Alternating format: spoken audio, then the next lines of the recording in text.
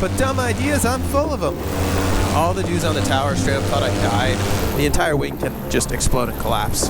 Let's foot drag this canal. Oh, a gator! I'm in danger. I almost dropped this.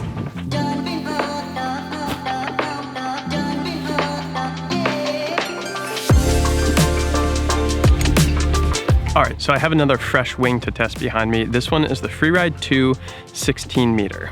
Why is this wing significant? Ever since I got the new Freeride 2 14 meter comp, I've been flying it all the time. I never have gone back to my 16. Typically, I've been flying the normal Freeride 16, but with the 16 and the 14 being crazy different sizes, I haven't had an opportunity to actually see what improvements they made on the Freeride 2. So this is going to be a back-to-back comparison with the Freeride 2 16 versus the normal 16. Also, I promise this video is not just going to be all about the wing. I'm going to go rip around and it's a beautiful evening here at Lake Wales. So we'll talk a little bit about the wing and we'll talk a little bit about whatever else happens. Differences on this wing that I can point out so far: the risers are the new updated version of the ozone risers. The color scheme is the new updated version. Aside from that, I don't really know. I think they changed the aspect ratio, but I'm just really curious to see how the performance differs. This will be my first paramotor flight of the new year, so let's get at it. All right, time to launch directly at a multi-million-dollar jet.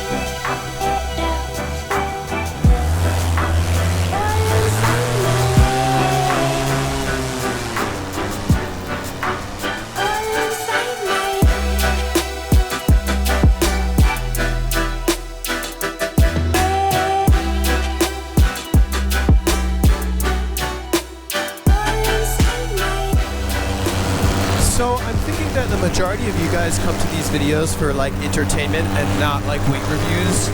So I think I'm gonna do this flight and just go have fun, see what happens, and then at the end, after I've gotten some time on this glider and I've become familiar with it, I'll give you guys my impression. So if you're someone interested in the wing part, stick around till the end. Otherwise, let's just go do some hooligan shit, see what happens. Side note, someone definitely modified this wing with the brake line so far, and they didn't take off the damn long pulley and just left this low one, which is kind of weird.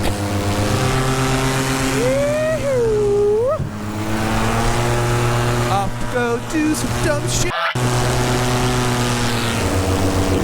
So the other day I had a full 360 foot drag on this little pond here. So let's see how the Freeride 216 does on the same maneuver and see if my skills are still decently. Wow, my foot is already wet. Wet sock gang. Oh, I f***ed it up. I suck. Okay, round two. Gotta hit that apex. Man, I suck today. Okay, third time's the charm. I'm learning each time what I'm doing wrong.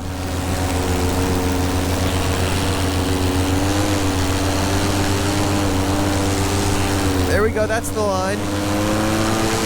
It's all about hitting the apex on that turn, and I'm wide, but I think I got it. That's it. Hell yeah! It only took 3 tries, but I did it! I'm so proud of myself. Look at that!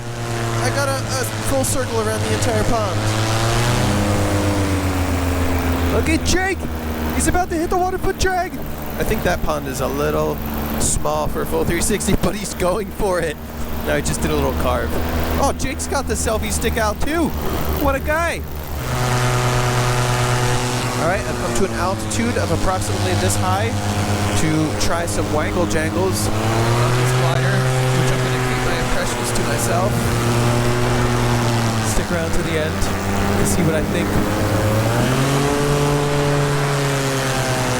I don't like how they adjusted these brakes, I know that for sure.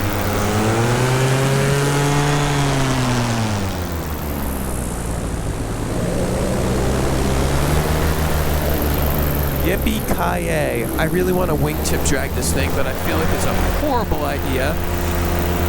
What could possibly go wrong? Unfamiliar wing, sitting on a selfie stick in the middle of a lake with no flotation. That's a dumb idea. But dumb ideas, I'm full of them.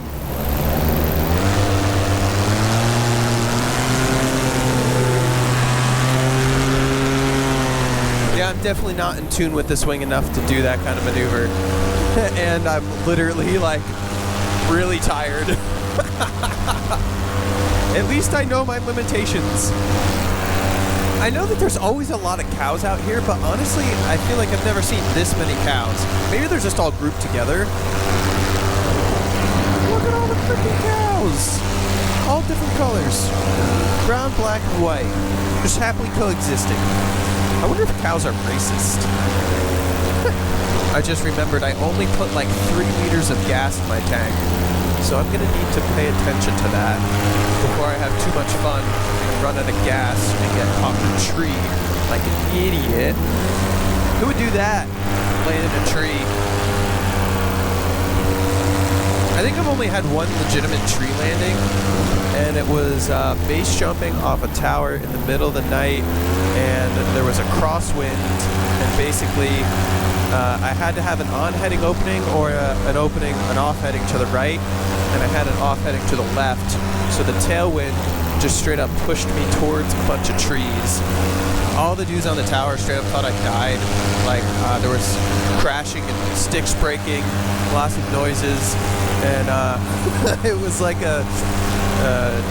definitely a jump where you don't want to get caught. So I wasn't about to yell like, "I'm good" to the boys, but they decided to jump anyway. I was the first one off, and they were like, "Should we go down and like make sure he's okay, or should we like climb down because he almost just died and the conditions were bad?" But all the dudes jumped anyway, and 3 out of 4 of us landed in the trees, and that's how you know we weren't making good judgments that night. Then I was like, screw this, I gotta get out of here. Climbed out of my harness, climbed up the tree, grabbed a branch, and straight up broke it off the tree from like 20 feet because I had to get my gear out. Stories I probably shouldn't tell. I don't think I've told my mom about that one. Maybe I did. I forget. Okay, let's give her a speed bar test.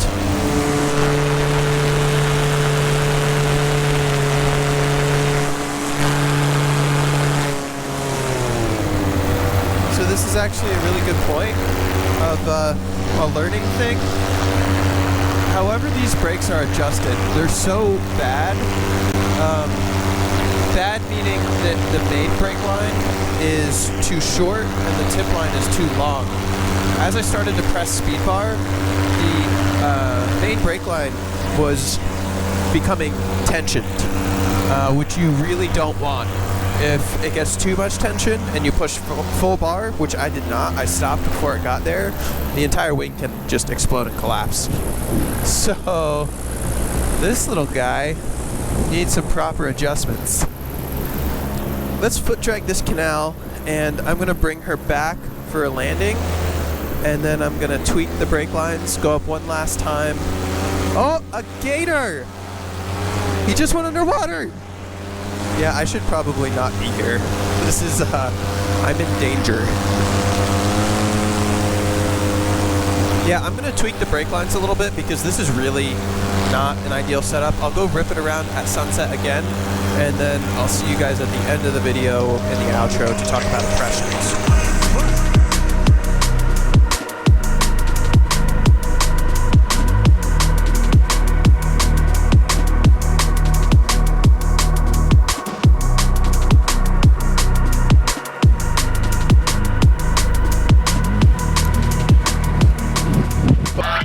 Me. I almost dropped this. I hope I got that on GoPro, but I almost dropped my freaking AirPod as I was taking my helmet off. Woo! Luckily it landed on my harness or it would have been gone forever. Let's see how this baby scoops. I'm gonna trim her out and come in.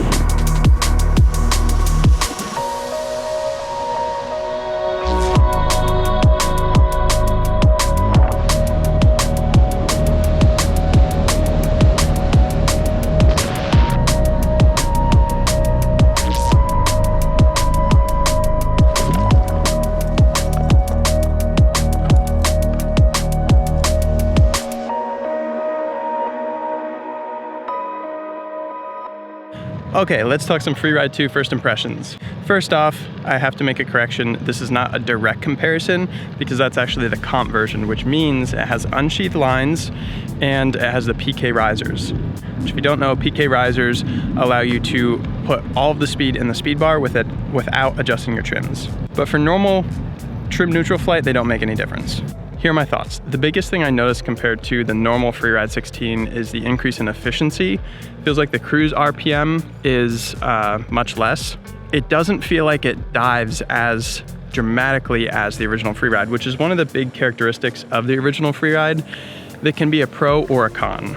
As far as maneuverability goes, I'll make the comment that especially on a high performance wing like this, it's crucial and it makes such a big difference where you have your brakes set. Having the brakes properly tuned in the right position and the ratio between the tip and the main line is very crucial and affects how the glider handles dramatically. So once I got it dialed in, I could really feel the roll rate. And I think the roll rate is slightly more than the original. The big thing I noticed is like when you do a maneuver, it carries momentum and it wants to keep rolling. Oscillations, everyone always asks me about oscillations on the Freeride because everyone's like, oh, the Freeride oscillates. Yeah, it's a slalom glider. It's supposed to roll really fast, and the byproduct of a fast roll rate is in a straight line, it's roll happy. It wants to roll. So yes, even the Freeride 2 does oscillate as well.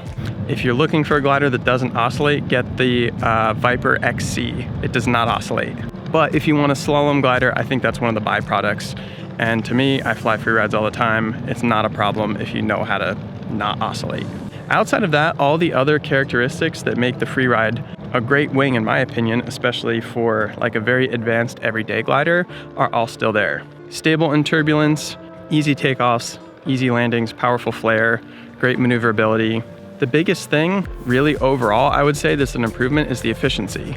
And it's so much more efficient that I feel like for the normal size, like the 16 feels like a 17. So if you normally fly a 16, you might want to get a 15, so it's a little bit more spicy and energetic. Or just keep the same size and appreciate the efficiency. That is my unofficial first impressions. Actually, that is my official first impressions of the Freeride 216. Good work, Ozone. As always, if you guys are interested in gliders, check out my web store, tuckergott.com, first link in the description, or email me info@tuckergott.com if you have questions about wings. I like to fly them all, so I can give you guys input. Aside from that, next video, I will see you guys in New Jersey in the tundra. Till then, fly safe, have fun. Peace.